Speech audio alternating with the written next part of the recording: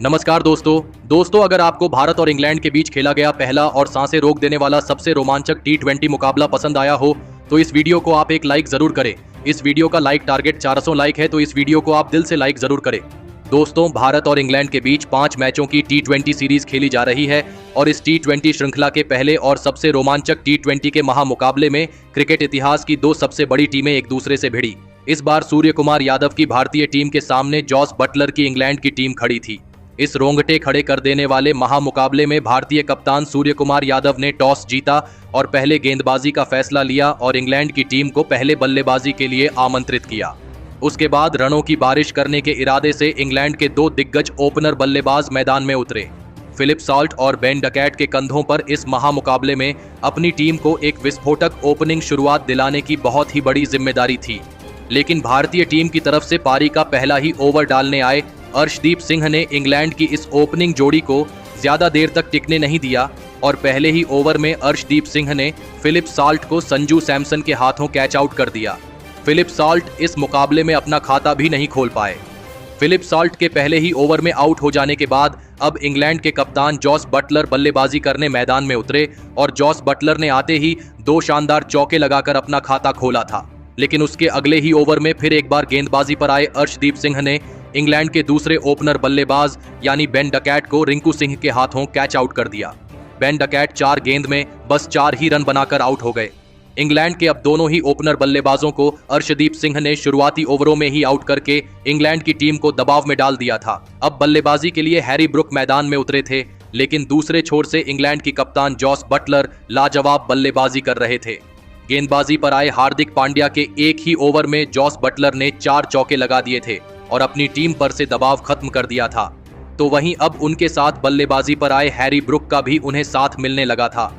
दोनों ही खिलाड़ी अब भारतीय गेंदबाजी पर आसानी से बड़े शॉट खेलने लगे थे, जिसने भारतीय कप्तान सूर्य कुमार यादव की परेशानियों को बहुत ही ज्यादा बढ़ा दिया था। खास करके यह दोनों ही खिलाड़ी भारतीय टीम की स्पिन गेंदबाजी को अपना निशाना बना रहे थे। हैरी ब्रुक और कप्तान जॉस बटलर के बीच अब एक बेहतरीन साझेदारी बन रही थी।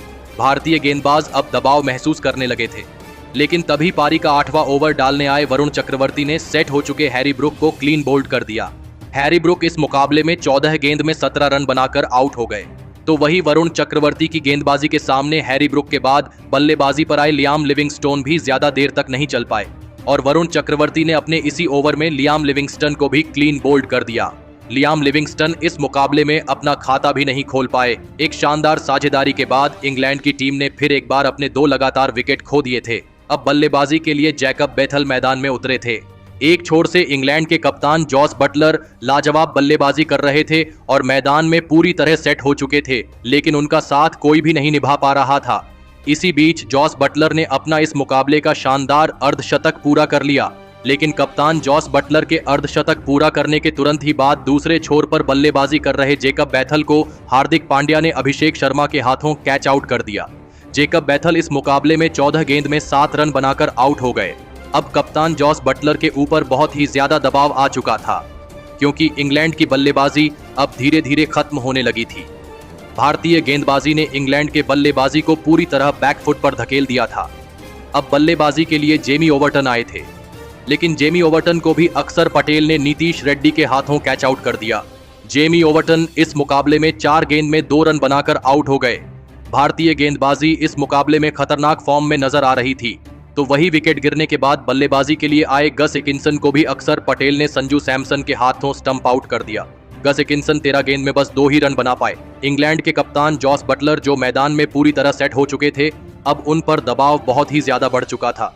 अब उनका साथ देने जोफ्रा आर्चर मैदान में उतरे थे, लेकिन अब जॉस बटलर ने अपने हाथ खोलना शुरू कर दिया था।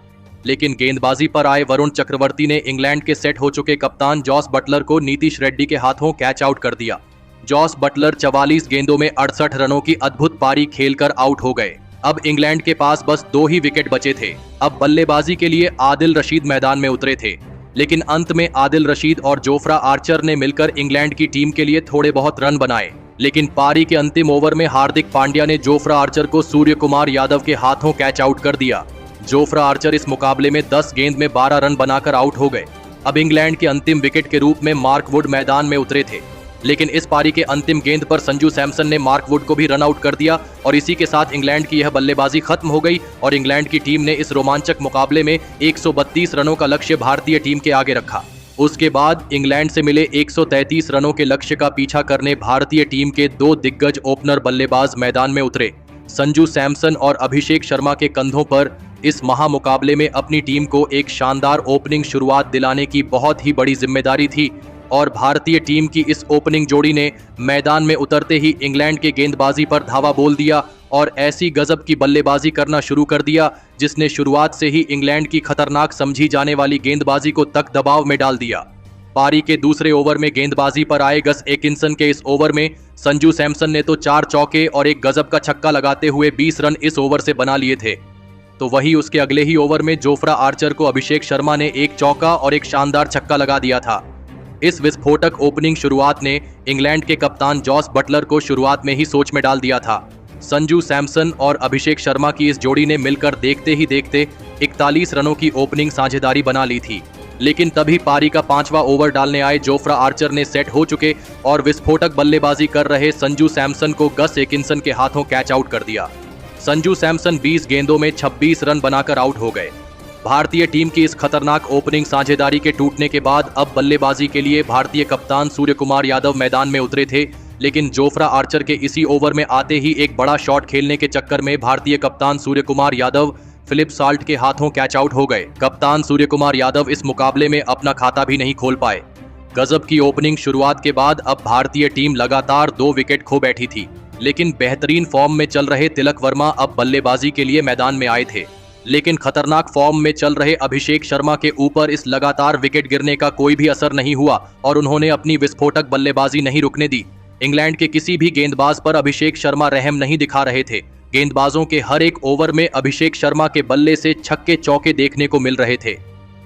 दबाव पूरी तरह इंग्लैंड की गेंदबाजी के ऊपर था, क्योंकि इंग्लैंड की टीम के पास बचाने के लिए कोई ज्यादा रन नहीं थे।